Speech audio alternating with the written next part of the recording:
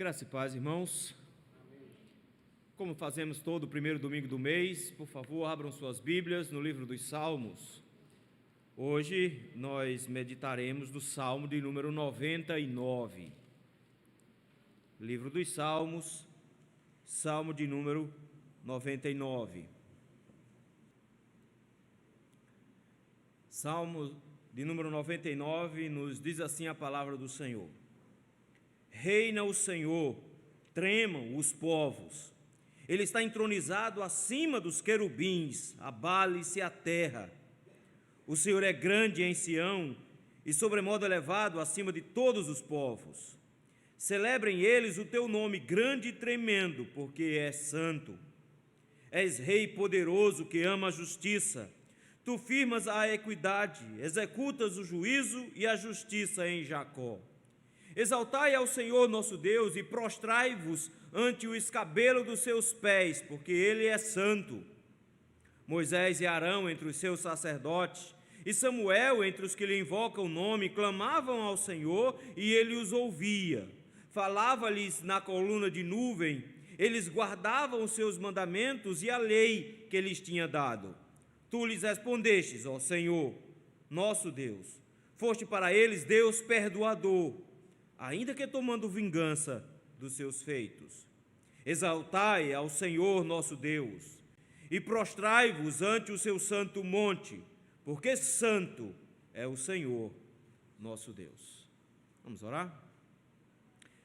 Senhor meu Deus, graças te rendemos, Senhor, e te bendizemos, te louvamos, meu Pai, pelo privilégio que temos de nos reunir com o teu povo em adoração, de podermos partilhar desse momento, onde entregamos ao Senhor os nossos cânticos, rendemos ao Senhor as nossas orações, na expectativa santa de que o Senhor receba a nossa adoração.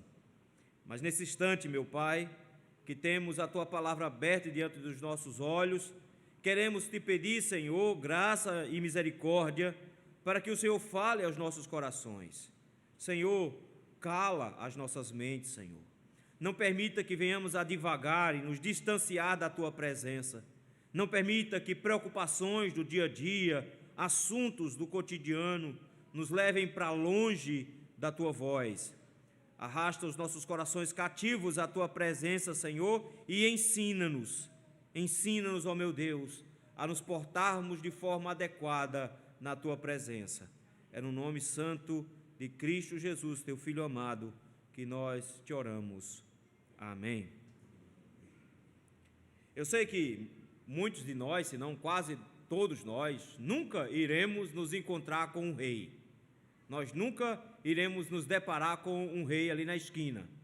Mas é bom saber como é que se deve se comportar se você encontrar um rei na vida. Existem alguns protocolos quando se encontra um rei, e entre os protocolos está de cara, primeiro, como saudar um rei.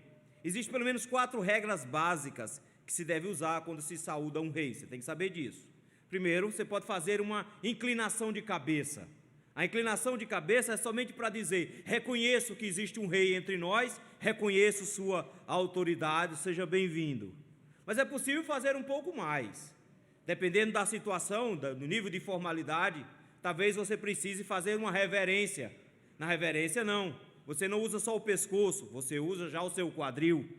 Você se abaixa na frente dele, abaixa a sua cabeça para dizer: eu me rendo a ti, reconheço sua autoridade, sei que o Senhor me comanda. Mas talvez você precise de alguma coisa a mais, algo chamado genuflexão.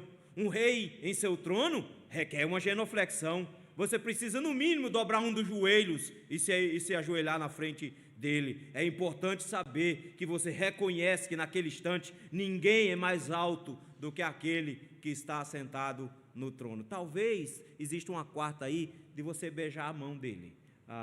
Nem todos usam mais isso, mas ainda dá para fazer isso também.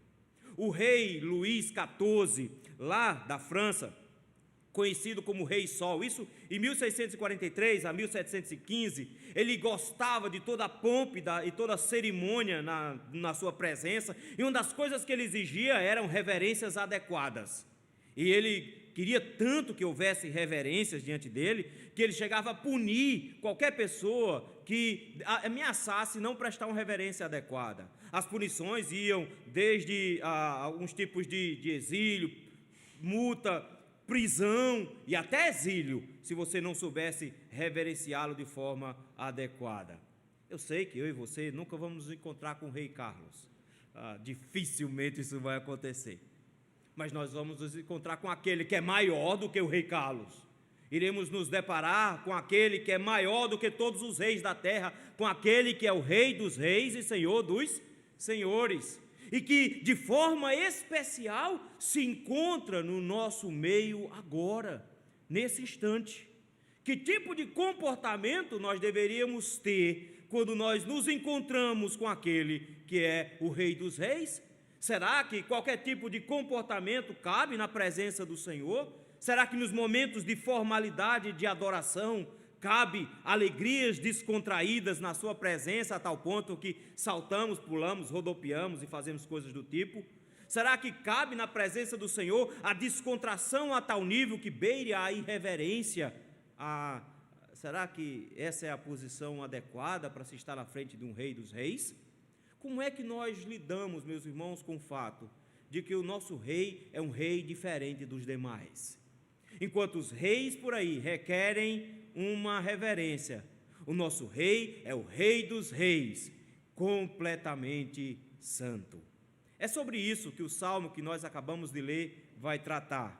Esse é o último dos salmos régios. Começou lá atrás, no salmo de número 93. Olha a primeira expressão do salmo 93. Reina o Senhor. É assim que ele começa. Se você for para o salmo de número 95, lá no versículo número 3, diz que ele é o grande rei acima de todos os deuses. No salmo de número 96, versículo 10, ele diz, dizei entre as nações, reina o Senhor. No salmo 97, versículo 1, reina o Senhor, regozije-se a terra, alegre-se as muitas ilhas. Se você for olhar o tempo inteiro até agora, o Senhor está sendo apresentado como um grande rei. Aquele rei que é exuberante, que é tremendo, que é fantástico, que é impressionante. No salmo anterior, nós fomos convidados a celebrar esse rei. Foi um salmo cheio de alegria, cheio de festa, se bem que no final ele nos lembra que o Senhor vem julgar a terra. Na presença do Senhor, então, nós teremos não só reverência, mas alegria, mas também uma certa reverência. Esse último salmo, meus irmãos, destoa em muitos aspectos do salmo anterior.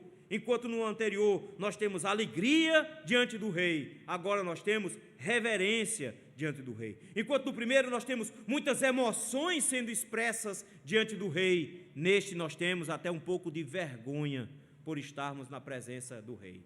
E o motivo de tanta diferença com relação a esse rei que se apresenta aqui no Salmo de número 99, é que o tempo inteiro está sendo dito que ele é um rei santo. Se os irmãos prestarem atenção no texto, para cada bloco que o texto se organiza, ele sempre termina com a mesma informação. Uma ou outra diferença, mas sempre com a mesma informação. Veja o final do versículo número 3. Celebrem eles o teu nome, grande e tremendo. Por quê? Porque é santo. Olha o versículo 5. Exaltai ao Senhor nosso Deus, prostrai-vos ante os cabelos dos seus pés, porque Ele é santo. Olha o versículo número 9. Exaltai ao Senhor nosso Deus, prostrai-vos ante o seu santo monte. Por quê? Porque santo é o Senhor, o nosso Deus. De cara, o grande diferencial desse rei que se apresenta no Salmo de número 99 é que ele é um rei santo. Quando nós pensamos na santidade de Deus, é um dos atributos mais fantásticos que o Senhor apresenta. Todos os atributos do Senhor são qualidades específicas dele. Ele tem atributos que são as suas qualidades, mas a santidade é diferente, porque a santidade é o atributo que percorre todos os outros atributos. Tudo que Deus é ao mesmo tempo santo. Ele é bom, mas a sua bondade é santa. Ele é justo e a sua justiça é santa. Ele é amoroso, mas ele tem um amor santo. Tudo que ele é santo. Em vários momentos nós vemos lá no Antigo Testamento, em especial Levítico e Deuteronômio, o Senhor dizendo que o seu povo deveria ser santo porque ele é santo. Mas quando nós pensamos em santidade, no geral nós atrelamos a santidade à moralidade, à questão ética. O que é ser santo? Ser uma pessoa boa. Se eu sou uma pessoa boa que não faz coisas ruins, eu sou uma pessoa santa. Mas Deus não é uma pessoa porque se enquadra dentro das normas. Deus é santo porque Ele próprio é as normas. A lei do Senhor, na verdade, é uma expressão do caráter santo dEle. As normas que nós temos de comportamento de santidade são, na verdade, uma expressão de quem Ele é. Então, Ele é santo, Ele não só se comporta como santo, Ele é quem define o que é ou o que não é santo.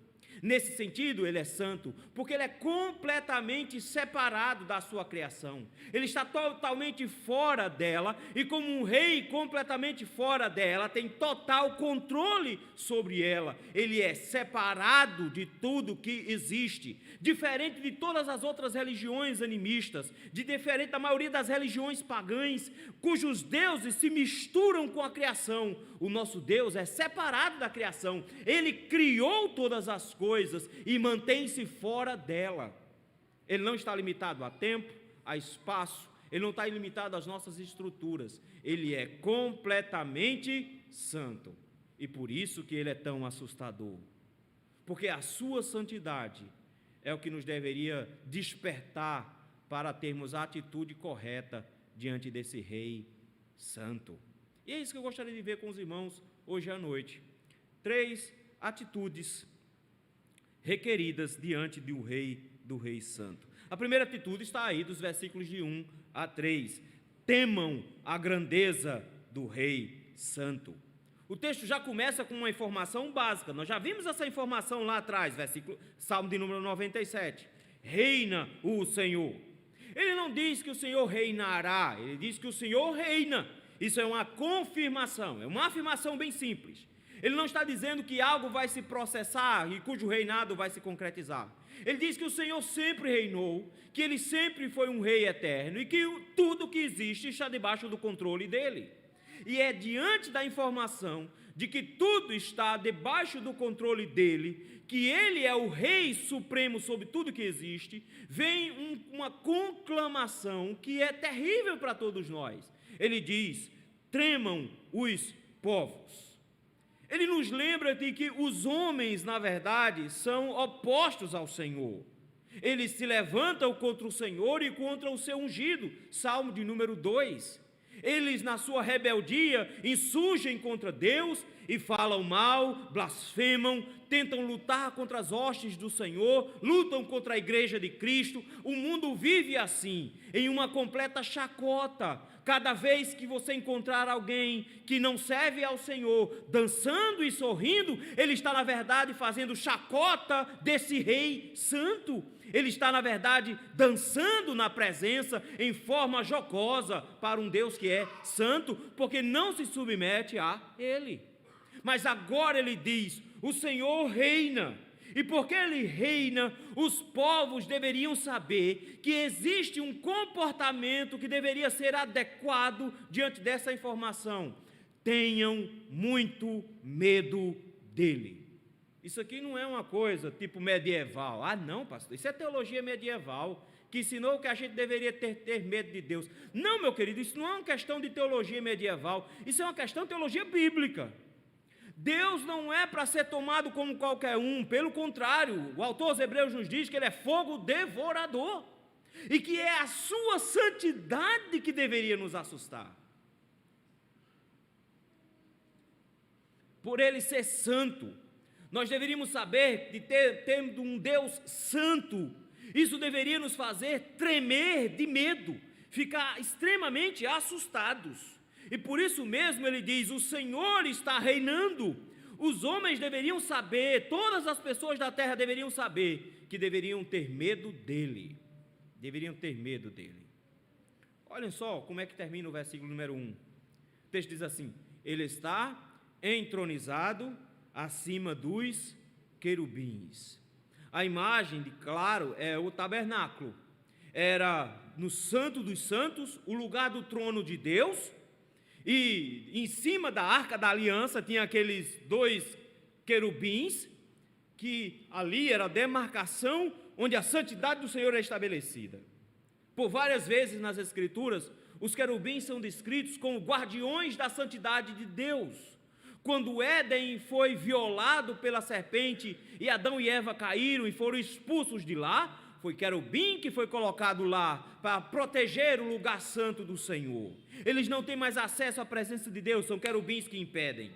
Não é que Deus precise de guarda, como se ele estivesse sendo atacado, mas é que esses querubins são a demonstração clara de que o seu Deus e o meu Deus é impossível de ser acessado.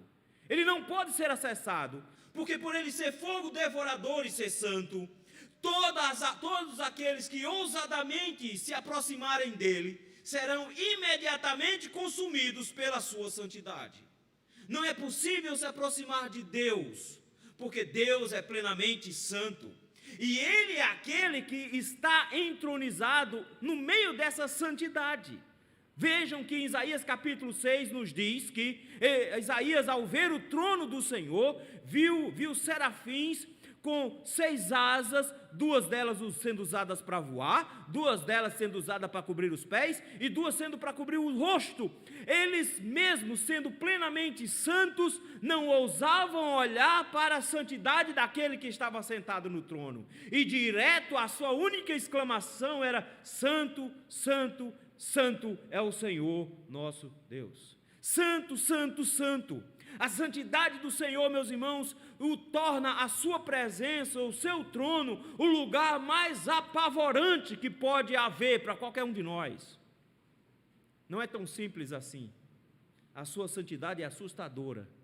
Por isso que ele diz: esse Deus Rei Santo que está assentado acima dos querubins, abala a terra toda. Quando Moisés contemplou esse Rei Santo no monte, recebendo dele as tábuas, que eram uma descrição do seu próprio caráter santo, a Bíblia nos diz que o monte tremia, a terra ao redor tremia, a terra se abala simplesmente pela presença desse Deus Santo. Todas as nações, todos os povos deveriam aprender com essas montanhas, abalarem-se na presença dele. Ter medo mesmo, ter medo. O temer ao Senhor não é uma questão de ter medo para correr dele. O temer ao Senhor é ter completa reverência, sabendo que não estamos na frente de qualquer um. Por isso, versículo número 2, ele expande isso, trazendo para dentro de Judá. Ele diz: o Senhor é grande em Sião. Essa expressão grande é fantástica, porque ele é imenso. Mas quem é do interior sabe que os pais da gente proibiam a gente chamar qualquer coisa de grande. Lembram disso? Quando eu dizia: mas é grande, minha mãe dizia: grande, meu filho, só tem um que é Deus. A gente não podia dizer que nada era grande, porque grande só tem um que é Deus. E a informação aqui é precisa: o Senhor é grande em Sião, ele é elevado. A imagem é de um rei que é tão grandioso, tão tremendo, que abarca tudo que existe. Ele diz: grande é o Senhor em Sião e sobremodo elevado acima de todos os povos.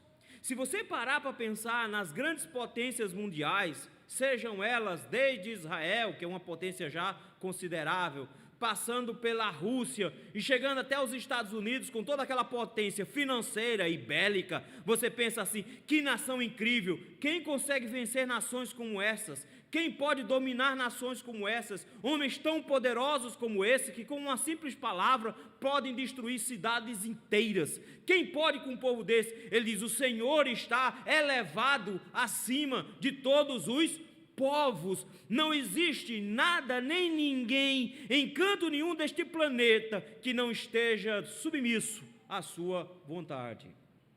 Ele é maior do que tudo, ele é maior do que todos. Nesse ponto, olha o versículo 3, ele conclama agora a todos, e ele conclama em especial a igreja, porque o Senhor é grande em Sião. Sião reconhece a sua grandeza, mesmo que os homens todos não reconheçam. Sião reconhece a sua grandeza, e essa grandeza que se eleva acima de todos os povos, ela é celebrada no versículo número 3. Celebrem eles o teu nome.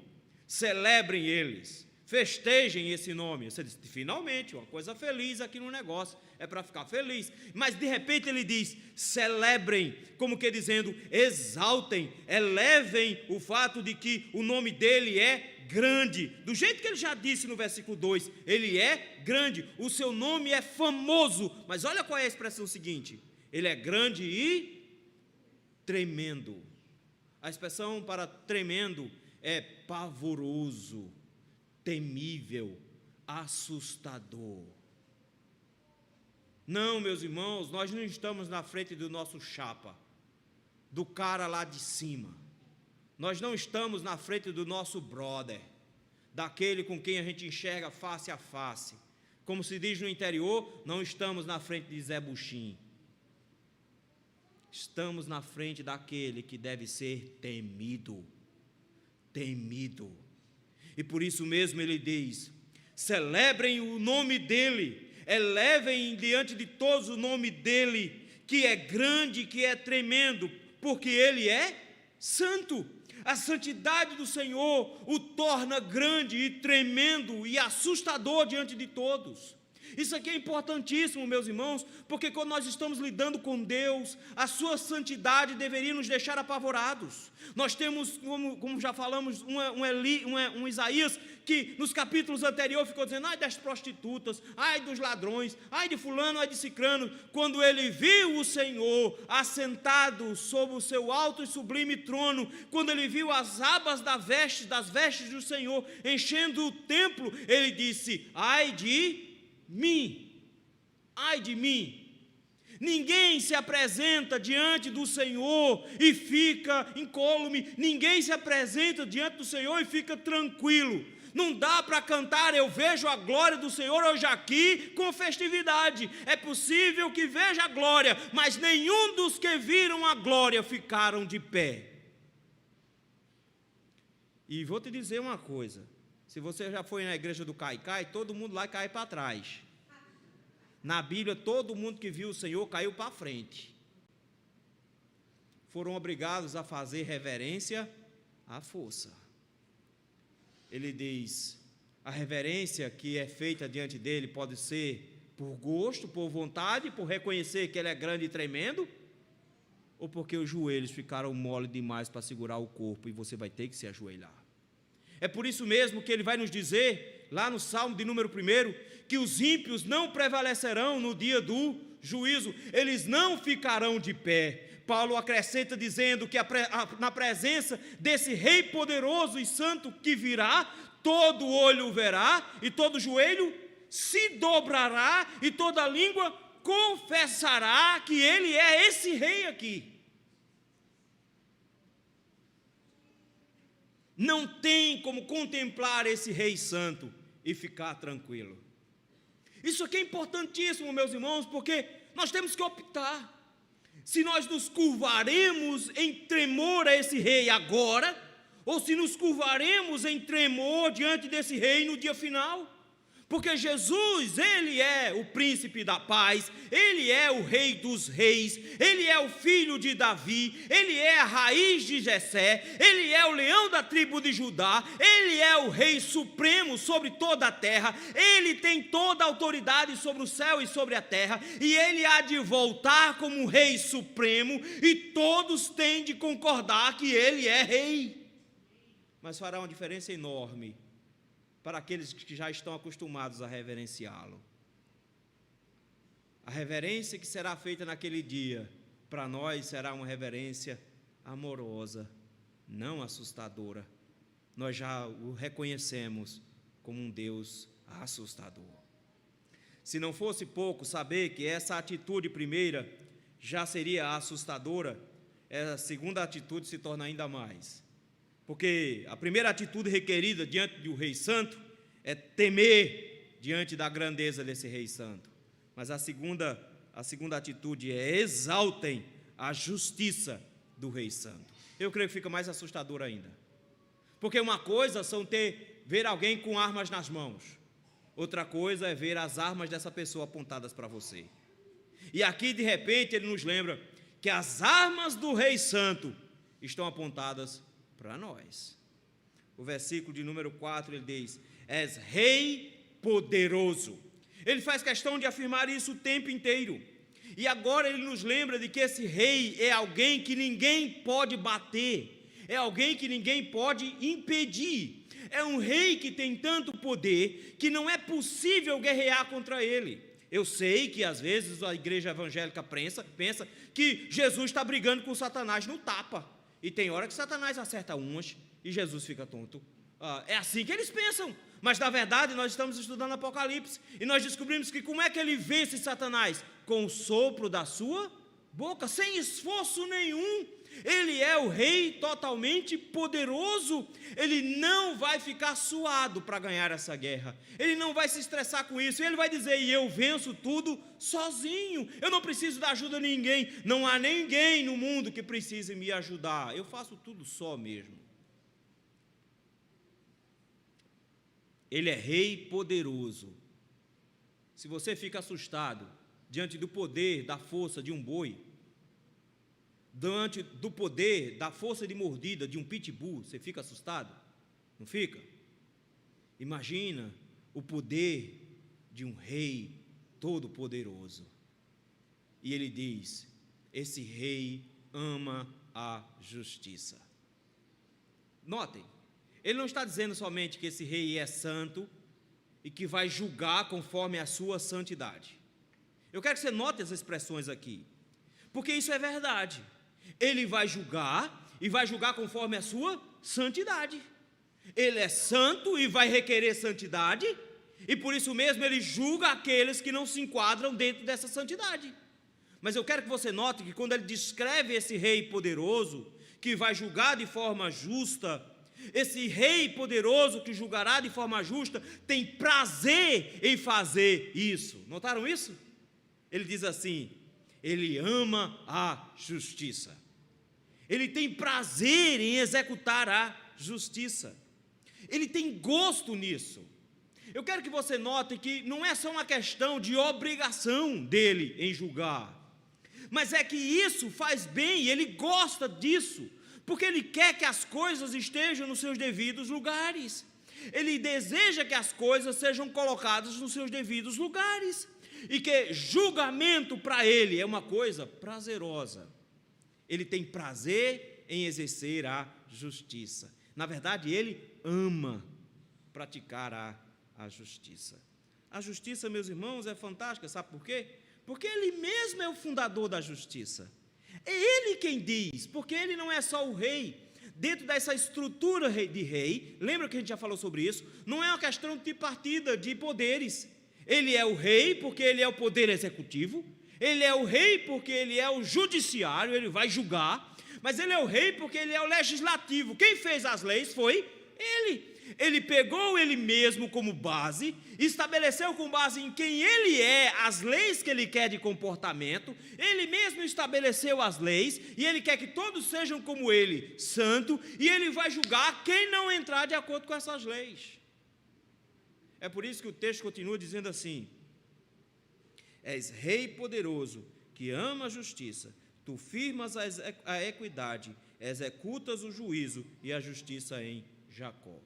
Olha as expressões: firmas a equidade. É o Senhor quem estabelece e coloca a base para o julgamento. É o Senhor quem executa o juízo e a justiça. Ele é o juiz, o promotor e o carrasco. Ele faz tudo sozinho. Ele exerce todo o processo de forma autoritária. Ele faz tudo sozinho. Ele exerce essa justiça em Jacó. Agora, não sei se você notou, o salmista vinha falando até aqui em terceira pessoa, notou? Ele vinha falando: olha, ele é assim, ele é santo, ele é entronizado, olha, ele reina, ele. No versículo 4 ele faz diferente. Ele para de falar sobre Deus e passa a falar para quem? Para o próprio Deus. Ele reconhece na presença do próprio Deus essas qualidades justas que esse Deus possui. Ele fala para Deus, porque ele mesmo está reconhecendo essa força que esse rei possui. Ele governa tudo que existe E nesse seu governo, na maneira como ele governa tudo com justiça. Deus cria as leis justas conforme o seu caráter, ele exige que essas leis sejam executadas, e ele mesmo pune pessoalmente aqueles que não andam conforme a sua lei. E o salmista, de forma muito próxima a ele, notou que ele não está longe, ele diz: tu és esse rei poderoso.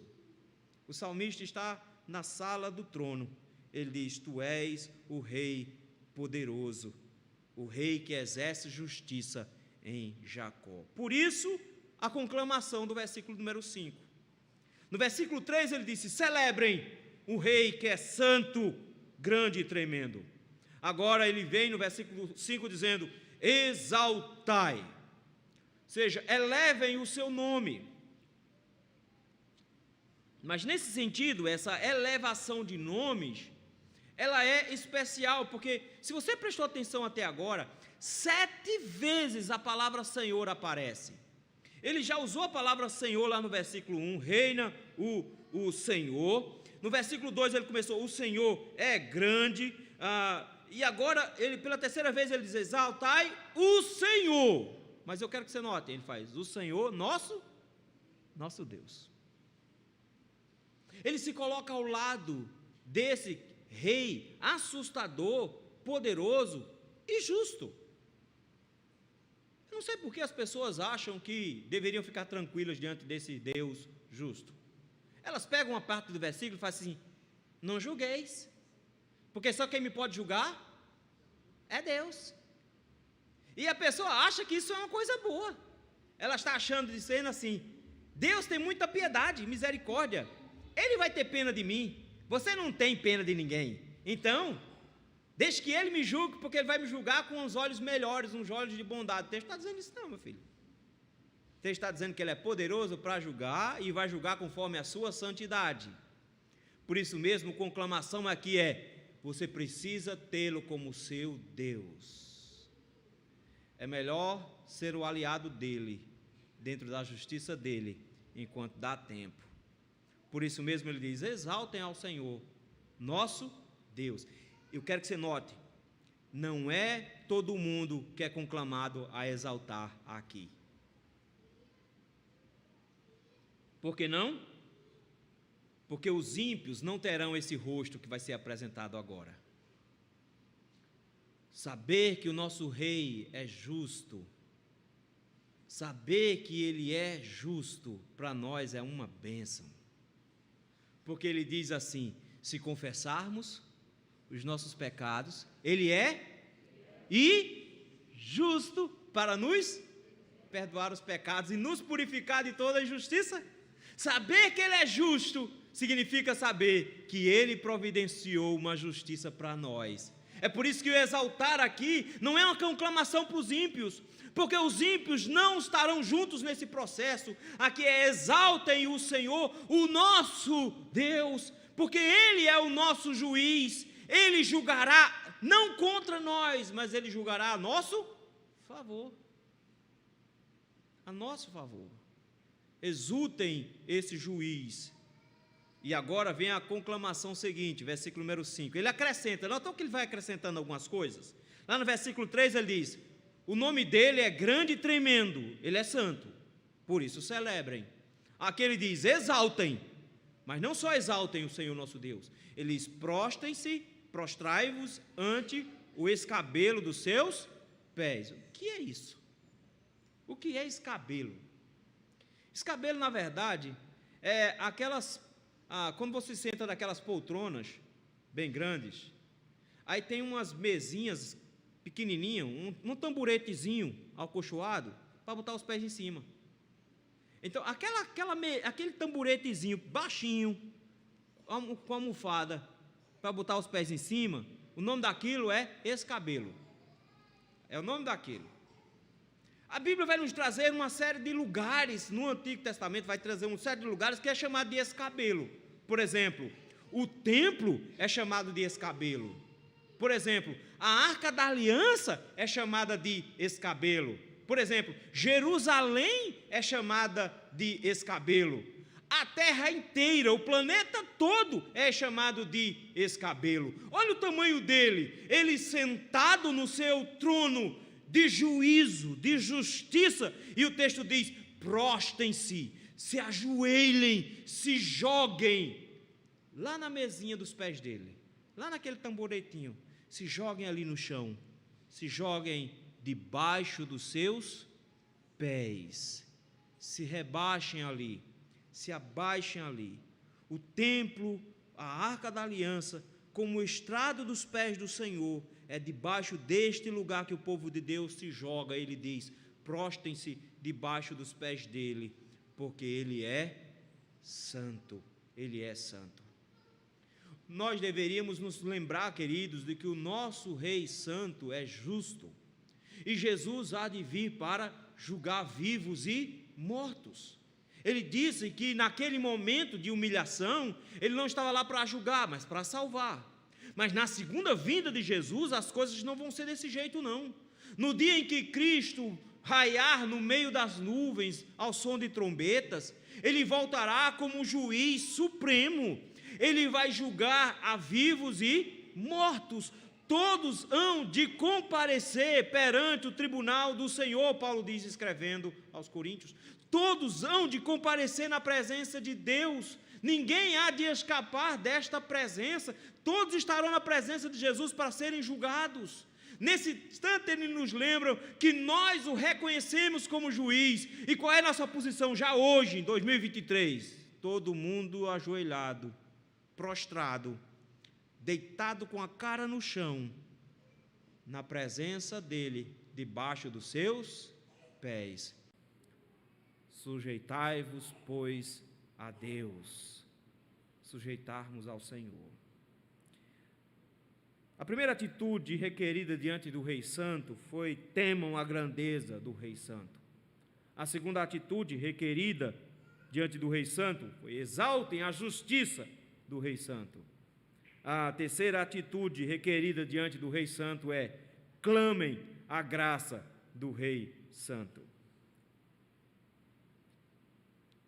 Sei vocês, mas quando a gente chega no versículo 5, dá mesmo medo. Ninguém vai se apresentar na presença do Senhor com o coração tão tranquilo assim, não. É um lugar meio assustador. Mas do nada, o versículo de número 6 em diante, ele começa a nos contar uma história diferente. Ele faz assim: Moisés e Arão entre os seus sacerdotes, e Samuel entre os que lhe invocam o nome. Ele evoca 3 nomes do Antigo Testamento. Ele evoca Moisés, Arão e Samuel. Ele os divide da seguinte maneira: ele diz que Moisés e Arão são sacerdotes. Arão eu sei que é sacerdote, mas Moisés é sacerdote?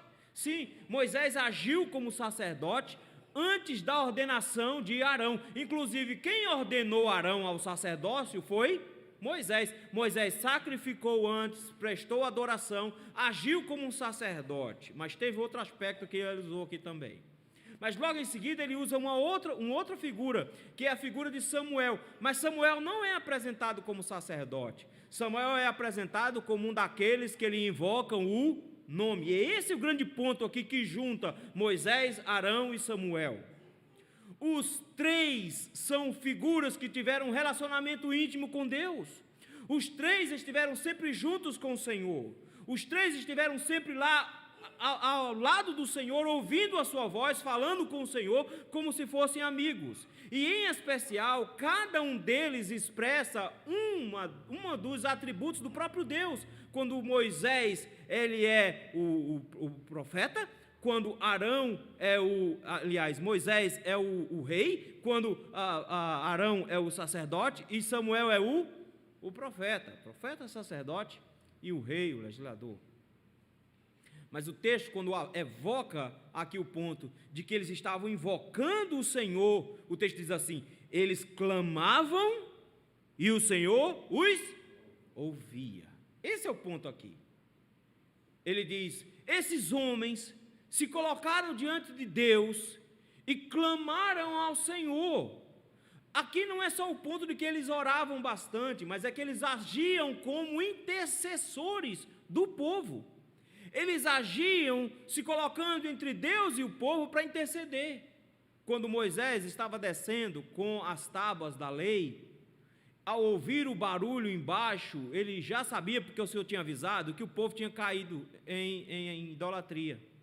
Ele fica irado, quebra as tábuas, faz uma bagunça, volta para a presença do Senhor. O Senhor diz: vou matar todo mundo, não precisa de ninguém não, eu levo só você. Chegar lá na terra, eu faço uma terra, um povo novo. Já fiz isso com Abraão, faço de novo, não tem problema nenhum. Deus não tem pressa, fazia de novo. E Moisés disse: não, Senhor, o que é que vão dizer do Senhor? O que é que vão dizer do teu nome? Vão dizer assim: olha, ele tira o povo do Egito e mata no deserto. Senhor, isso vai manchar a tua reputação. Faz um negócio desse não, Senhor. Não é por eles não, por eles são presta. Mas, Senhor, olha a tua reputação, vão falar mal do Senhor. Isso não é bom, isso não é bom. Aí o Senhor diz: então vocês vou mandar o anjo na frente, e ele vai ganhar as batalhas, vai dar a terra para vocês, mas eu não vou. Ele: Senhor, não pode? Senhor, nós somos conhecidos como teu povo. Quem somos nós sem o Senhor? Se o Senhor não for, não faz sentido a gente ir. No dia seguinte o Senhor diz: vão, levante acampamento e vão. Ele pergunta: para que lado o Senhor vai? 40 anos perseguindo uma nuvem, perseguindo o Senhor pelo deserto, por intercessão de Moisés. Mas não só isso, Arão, como sacerdote, tinha a função de interceder. Samuel também intercede por Israel em vários momentos. Intercede em especial quando Israel quer transitar para um reinado. Ele intercede ao Senhor e o Senhor diz: não estão rejeitando a você, estão rejeitando a mim. Ele intercede. E é isso o grande fator aqui. O texto diz que eles invocavam o nome do Senhor e o Senhor os ouvia. Eles intercediam e o Senhor ouvia. Esse é o grande diferencial. A graça de um rei santo, cuja presença é assustadora, cujo juízo é justo e que ninguém escapa. Do nada nós descobrimos que existem intercessores, que existem intermediários, e dentro desses intermediários a graça do Senhor se manifesta. Olha o versículo número 7. Falava-lhes na coluna de nuvens. O Senhor falou com Moisés, o Senhor falou com Arão, falou com Samuel desde quando era menino. O Senhor falava com eles, e eles guardavam os seus mandamentos e a lei que eles tinham dado. O Senhor tratava com eles, eles viviam em santidade na presença do Senhor, e eram, mesmo do jeito falho, eles eram intercessores, intermediários entre Deus e o povo, porque um povo que convive com um rei santo seria destruído, um povo que seria julgado por um rei santo seria destruído, mas intercessores foram elementos de graça. Isso significa que saiu tudo ileso? Não. Versículo 8 ele diz: tu lhes respondestes, ó Senhor. De novo ele para de falar sobre Deus e agora começa a falar com Deus de novo. Ele diz: Senhor, o Senhor respondia, o Senhor nosso Deus respondia. E aí ele lembra: fostes para eles Deus perdoador. Aqui onde está uma faceta da santidade de Deus que é fantástica. Por meio dos seus intercessores, Deus se tornou perdoador. Perdoador. Mas ele não diz que perdão é simplesmente apagar e deixar para lá. Já notaram isso? Olha como é que continua o versículo. Foste para eles Deus perdoador, ainda que tomando vingança dos seus feitos. Moisés bateu na rocha, quando deveria ter falado com a rocha. Deus perdoou? Perdoou, perdoou, mas não vai entrar na terra prometida mais não, consequência dos seus atos. Deveria ter falado, bateu, errou, agora não vai entrar na terra. Samuel não viu o reinado de Davi, não viu os filhos comandando, eram meninos ímpios. Vejam só que coisa. Arão, da mesma forma, viu a justiça de Deus com os dois filhos, morrendo os dois filhos no primeiro dia de ministério. O Senhor exerceu justiça. O Senhor perdoar não significa que não tem consequências, porque os pecados têm consequências. O Senhor perdoou, mas o Senhor tomou vingança do que eles fizeram. Isso é ruim? Não. Isso é bom. Ele está dizendo: a graça ainda superabundou onde abundou o pecado. Estas coisas vos escrevo para que não pequeis. Se todavia alguém pecar, temos advogado junto ao Pai. Jesus Cristo, o quê? O justo. Nós temos um justo agora para nos defender.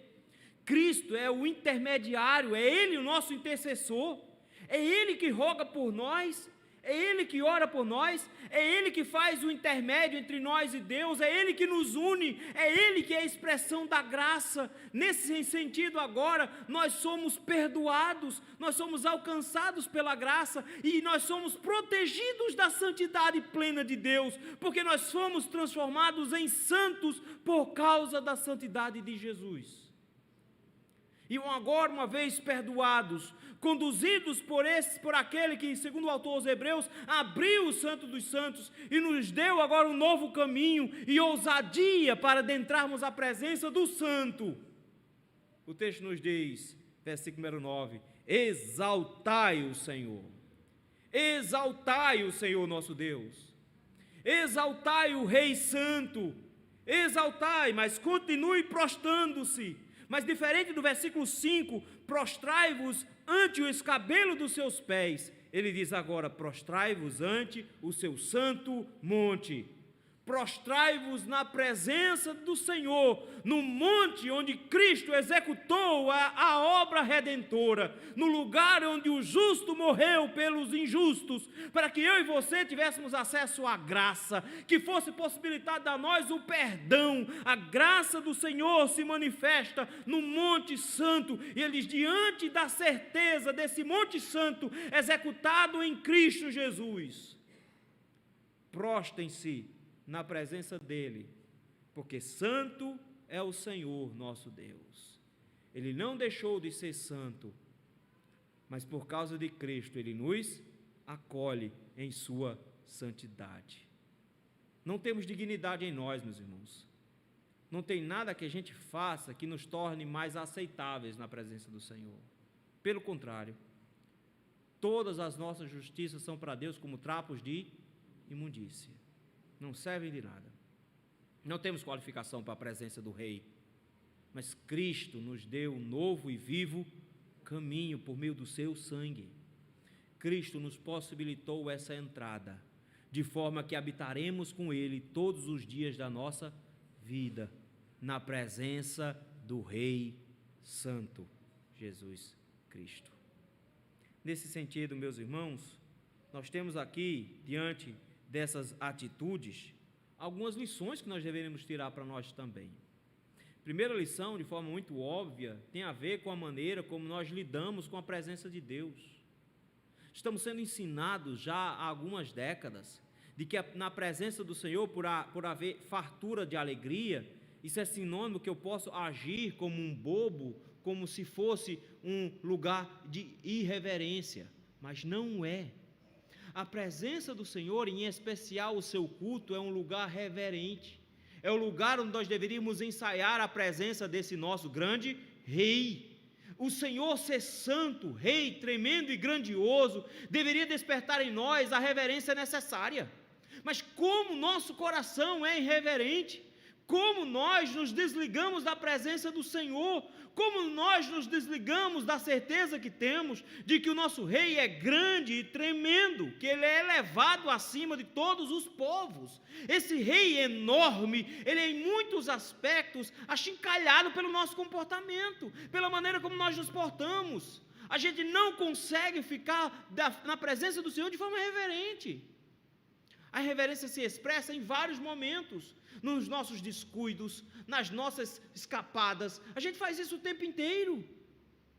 Eu canso de dizer, a gente assiste 3 horas de filme da Marvel, mas não aguenta 1h30 de culto sem ir no banheiro. Que bexiga frouxa, Jesus! Nós não aguentamos isso. Como pode? Não, querido, é porque para você a presença do Senhor é maçante, é chata. Filme da Marvel é legal, mas se a presença do teu Rei é maçante, deixa-me dar uma péssima notícia para você. Você será obrigado a se curvar diante dele, você querendo ou não. Você vai aprender o que é reverência, querendo ou não. Porque no dia que ele voltar, você vai descobrir que ficar de joelhos não é um sacrifício. Vai ser natural para você, você vai ficar com os joelhos mole. Suas pernas vão ficar bambas quando você ver o Senhor chegando. e você vai ficar de joelho querendo ou não. Você não vai conseguir levantar a sua cabeça se você já não estiver com sua cabeça baixa na presença dele agora.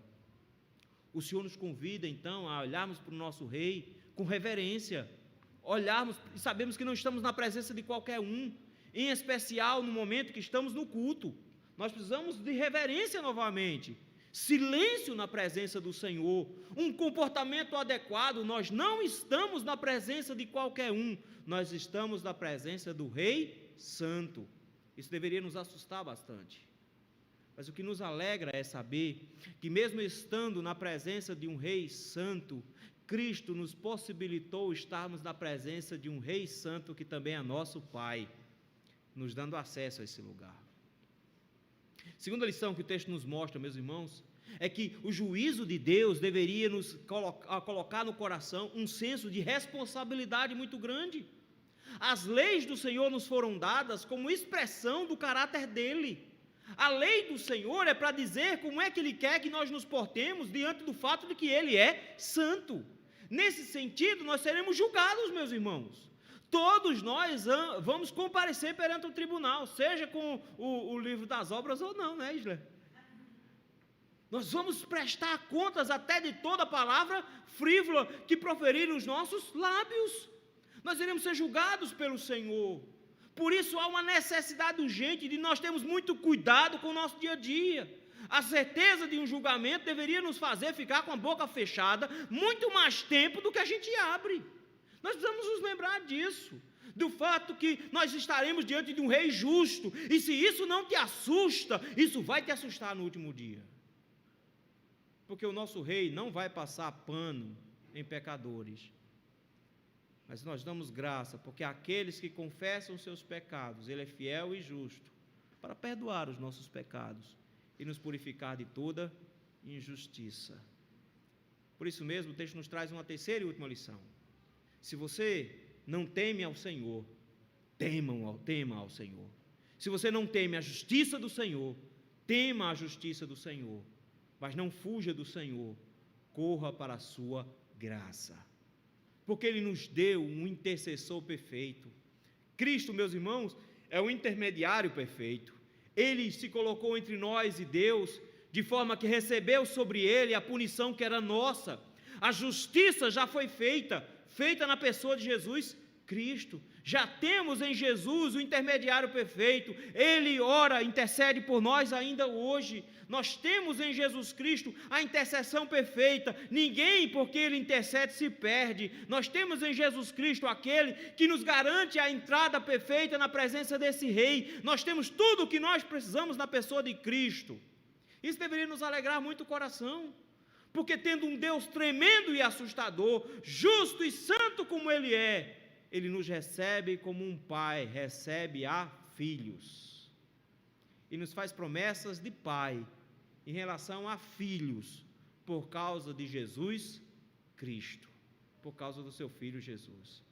Por isso, meu querido, se você não aprendeu a temer o Senhor, se você não é reverente diante da justiça desse Rei, o Senhor te alerta para o dia que Ele vai voltar. E Cristo, quando voltar, voltará como juiz, e voltará como juiz santo e justo, para julgar todos os homens. Mas será um dia glorioso para aqueles que agora já temem ao Senhor, já o reverenciam como deveriam, que reconhecem que Ele é justo e santo, mas possui um advogado perfeito, um intermediário, que trouxe graça para os seus corações.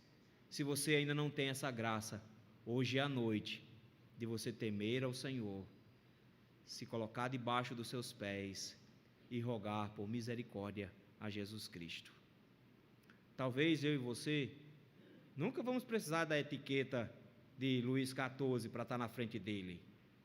A gente nunca vai encontrar um rei aqui na terra, mas todos nós vamos comparecer perante o tribunal de Cristo. Nós vamos encontrar o Rei dos Reis, e o que Ele requer não é uma simples baixada de cabeça.